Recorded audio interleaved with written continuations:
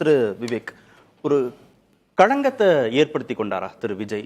நம்பிக்கை கோரும் தீர்மானம் கொண்டு வராரு, ஏற்கனவே அவருக்கு முழு ஆதரவு இருக்கு, அடுத்த 6 மாதத்திற்கு ஆட்சிக்கு எந்த ஆபத்தும் இல்லைங்கிறது தெள்ள தெளிவாக எண்ணிக்கை அடிப்படையில் தெரியும் பட்சத்தில் அதிமுகவிலிருந்து பிளவுபட்ட ஒரு அணிக்கான ஆதரவை பெற்றுக்கொண்டதன் மூலமாக இந்த விமர்சனத்திற்கு உள்ளாகி விட்டாரா? பெற்றுக்கொண்டது அப்படின்ற வார்த்தைக்குள் நம்ம எப்படி போகிறதுன்னு தெரியல. ஏன்னா அவர்களாக வந்துதான் முன்வைந்துதான் அந்த ஆதரவை வந்து அறிவித்தார்கள். இவர்கள் அபிஷியலா எங்கேயும் போயிட்டு அந்த ஆதரவை வந்து கேட்கல. இப்ப பெற்றுக்கொண்டதுங்கிறதான சரியா இருக்க முடியும்? கொடுத்த ஆதரவை பெற்றுக்கொண்டார், கொடுத்த ஆதரவை பெற்றுக்கொண்டார். அந்த அடிப்படையில் கேட்டு பெற்றுக்கொள்ளவில்லை, அவர்கள் கொடுத்தார்கள். பெற்றுக்கொண்ட ஆதரவு அந்த அடிப்படையில் வேணா பெற்றுக்கொண்டார். சாரி, அப்படி இவர்களாக கேட்காமல் அவர்கள் கொடுத்த ஆதரவு அப்படின்னாலும் அவர்களை என்டோர்ஸ் பண்ண வேண்டிய ஏதோ ஒரு வகையில் வந்து தங்களை ஆதரிக்கிறார்கள். அங்க வந்து அவர் பார்த்திருக்கிறார். அந்த அடிப்படையில் தான் அதை பார்க்க முடியுது.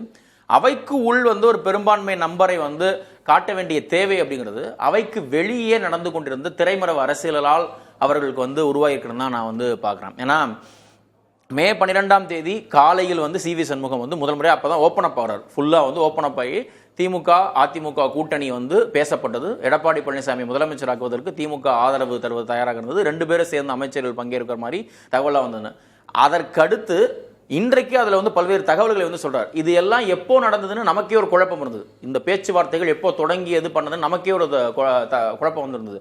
ஆனால் இன்னைக்கு சி வி சண்முகம் சொல்றார், மே 4ஆம் தேதி தேர்தல் முடிவுகள் அறிவிக்கப்பட்டு மாலை 6:30 மணிக்கு வெற்றி சான்றிதழை வாங்கி கொண்டு நான் வந்து இங்கே திரும்பி சென்னைக்கு வந்து விழுப்புரத்துலேருந்து இங்கே வந்து சென்னைக்கு வர்றேன். 7:30 அளவுக்கு வந்து செங்கல்பட்டுக்கிட்ட வரும்பொழுது எனக்கு திமுகவுடைய முன்னாள் அமைச்சர்கள், அதாவது இப்போ லாஸ்ட் மினிஸ்ட்ரியில் இருக்கக்கூடிய சிட்டிங் மினிஸ்டர்ஸ், அவங்க வந்து கால் பண்ணி எனக்கு வாழ்த்து சொல்றாங்க, நல்லது நடந்திருக்கு, நீங்க வந்துட்டு நம்பிக்கையா இருங்க, நல்ல அமைச்சரவையா கேட்டு வாங்குங்க என்றெல்லாம். ஏன்னா அவர் வெற்றி பெற்றிருக்காரு இல்லையா, சி வி சண்முகம் வந்து எம்எல்ஏ தேர்ந்தெடுக்கப்பட்டிருக்காரு இல்லையா என்று சொல்றாங்க அப்படின்னு. அப்போ அந்த தகவல்களே அவர்களுக்கு வந்து திமுக தரப்பில் இருந்து தெரிய வந்திருக்கிறது.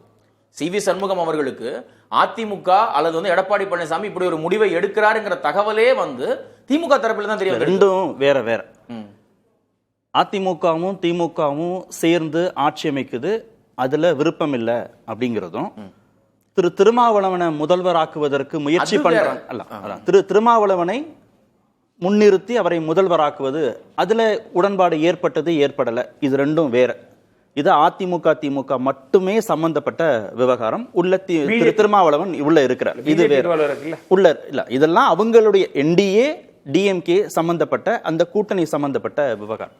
இப்ப நாம பேசிட்டு இருக்கிறது திரு விஜய் ஏன் அதிமுகவிலிருந்து பிளவுபட்டு வந்த ஒரு அணியின் ஆதரவை பெற்றுக்கொண்டார்.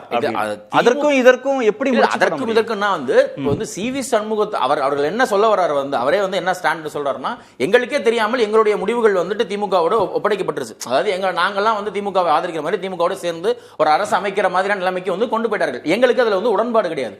நாங்க இந்த முடிவை வந்து எடப்பாடி பழனிசாமி சொன்னோம்னு அவர் சொல்றாரு. இந்த முடிவு நாம தாவேக்காவை ஆதரிப்போம் என்ற முடிவை வந்து நாமளே சொன்னோம், எடப்பாடி பழனிசாமியிடம் வந்து சொன்னோம். அதை குறித்து அவர் வந்து எந்த ஒரு இதுவும் எடுக்கல. ஏன்னா திமுக எதிர்ப்பு அரசியலை தான் வந்து தாவேக்கா செய்கிறது அப்படிங்கும் பொழுது நாம் வந்து அவர்களுக்கு தேவை ஆதரவு தான். அவங்க வந்து கூட்டணி அமைச்சரவை அதை பத்தி எல்லாம் எதுவும் பேசல இல்ல திரு விவேக். இது எல்லாமே திரு சி வி சண்முகம் தரப்பு கருத்தாக, திரு எடப்பாடி பழனிசாமி கருத்தாக நம்ம பேசிட்டு இருக்கோம்.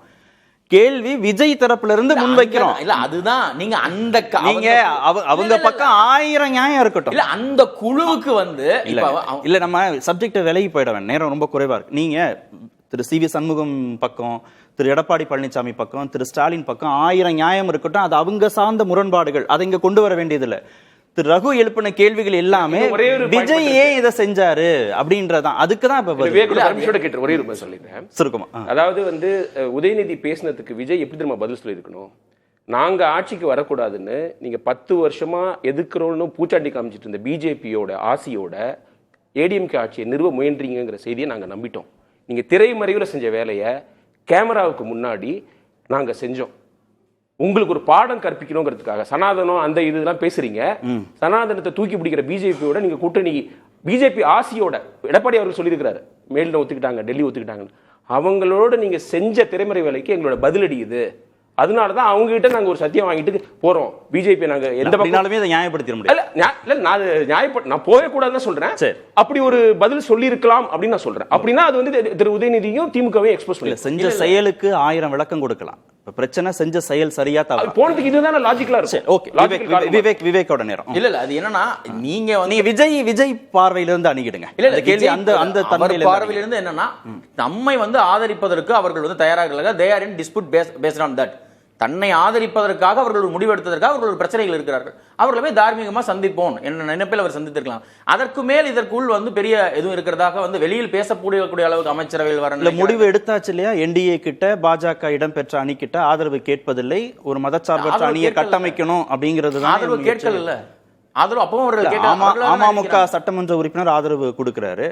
என்டிஏ அணியில இருந்த அதிமுகவுடைய ஒரு அணி வந்து சப்போர்ட் கொடுக்கறாங்க அப்படின்னா அந்த மதச்சார்பற்றங்கிறது அது உடைஞ்சு போயிடுது இல்லையா? இல்ல அவர் வந்து அதை தான் இன்னைக்கு முதலமைச்சர் கொடுத்திருக்க அறிக்கையிலையும் அவர் வந்து சொல்றாரு இல்லையா? அவர் வந்து எங்களுக்கு அந்த கூட்டம் இன்னைக்கு இப்பொழுது கொஞ்ச நேரத்துக்கு முன்னாடி சிவி சண்முகம் கொடுத்த பேட்டியிலே அவர் வந்து சொல்றாரு 24க்கு பிறகு வந்துட்டு பாஜகவோடு கூட்டணி வைக்க வேண்டாம் என்ற முடிவெடுத்த பிறகு ஏன் திருப்பி வந்து எடப்பாடி பழனிசாமி கூட்டணி வைத்தார் என்று எங்களுக்கு தெரியவில்லை, எங்களை தெரியாமல் அந்த முடிவை வந்து எடுத்தார். அதையும் அவர் சொல்றாரு.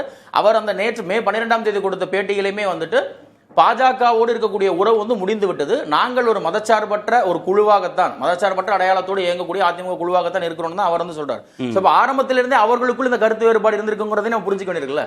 அதிமுகவில் இருப்பவர்களுக்கு சிவி சண்முகம் போன்றவர்களுக்கு பாஜகவோடு கூட்டணி இந்த முறை சேர்ந்ததில் விருப்பம் இல்லை, அவர்களுக்கு முன்கூட்டிய தகவல் தெரியவில்லை அப்படிங்கறதை நம்ம புரிஞ்சுக்கணும். அமமுக சட்டமன்ற உறுப்பினரை கொண்டு வந்ததிலேயோ அதிமுகவுடைய ஒரு பிளவுபட்ட அணியுடைய ஆதரவை பெற்றதிலேயோ குதிரை பேரம் நடந்திருப்பதாக சந்தேகிக்கிறாங்கல்ல. திருமிகு பிரேமலதா விஜயகாந்த் அந்த குற்றச்சாட்டை எழுப்புறாங்க. திரு எடப்பாடி பழனிசாமி சந்தேகிக்கிறாரு, திரு உதயநிதி சந்தேகிக்கிறாரு.